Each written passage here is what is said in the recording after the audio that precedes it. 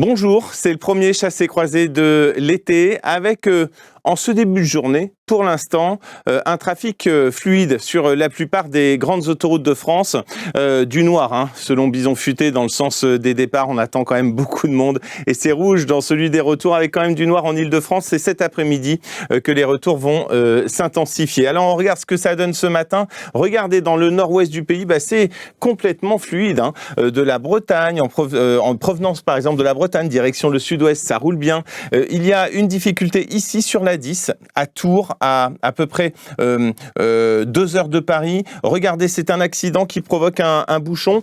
Du coup, il y a 40 minutes de ralentissement à l'arrière de cet accident. On va changer de région.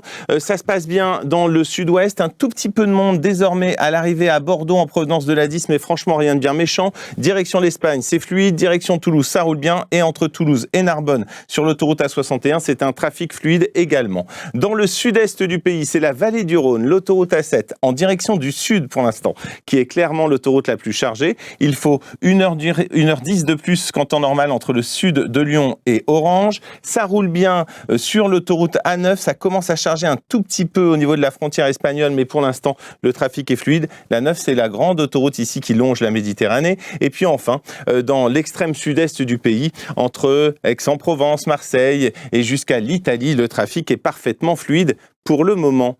À tout à l'heure.